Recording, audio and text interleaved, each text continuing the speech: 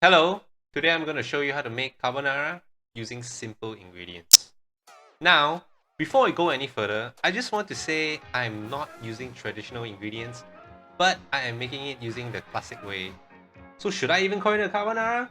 I don't know, but I am making it using the classic way. Please, Italian grandma, don't kill me. The main idea here is that I'm buying all the ingredients from a simple mid-range supermarket. I want to make this as simple and accessible so that anyone and their dog can make this at home. Nothing special here. The differences between this recipe and the traditional recipe is the pork and the cheese.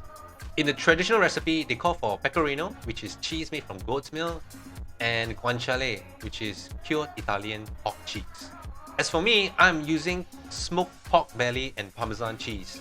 In comparison, pecorino is funkier and guanciale is a little bit saltier and have a much more complex taste to it. Just a fair warning, I never say this is anything traditional, okay? Let's talk about the ingredients we are using today. The cheese is just a random brand of Parmesan. I would advise against using pre-grated Parmesan as they have some processing done to them so they won't clump together. About 30 grams for a single serving will do. Here I am, too lazy to even grate them, so I just chop them up on the board.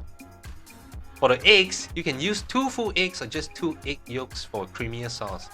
As for me, I am using 1 full egg and 1 egg yolk. I like this consistency the most and I find 2 egg yolks is too rich for me. Drop them into the bowl and lightly beat them. As for the pasta, you can use any that you like. I settled for a spinach fettuccine from this mid-range brand.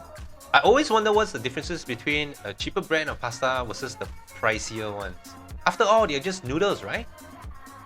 Turns out the pasta from the cheaper brands have a smoother surface because of their manufacturing process, which makes it difficult to cling on to the sauce.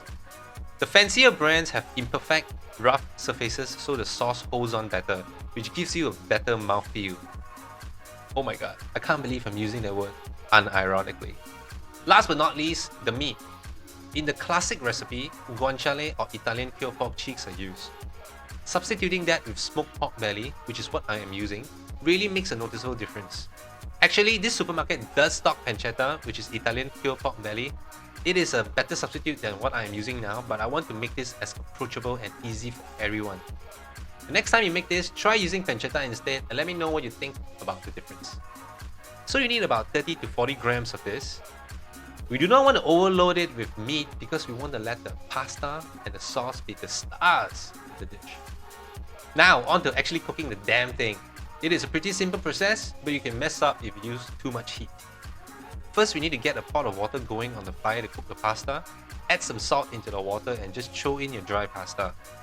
You don't have to wait for it to boil and use a lot of water. You just need to stir them around so they won't stick together. Especially the fettuccine I'm using, which easily sticks if I don't disturb them. While you have that going, heat up another pan for the pork. Once the pan is hot, drop the pork belly in and let it cook until you develop a nice crust. If you only have one stove, cook this first.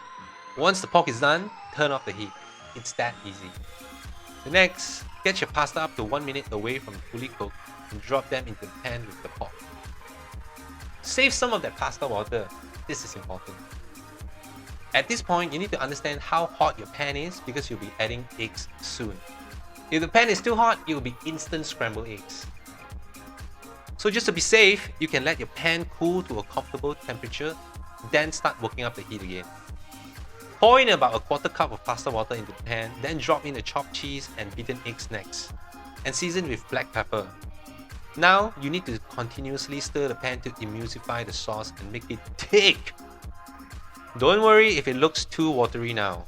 You can turn on a low heat to slowly heat up the pan and thicken the sauce. Just keep stirring or else part of the sauce will be overcooked.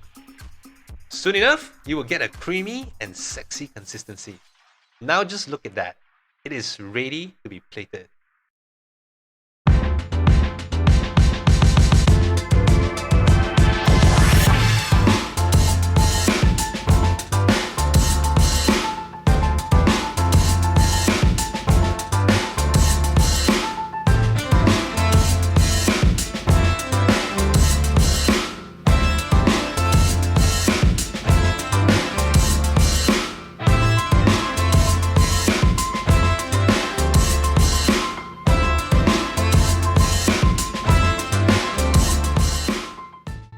that is all I have for you today.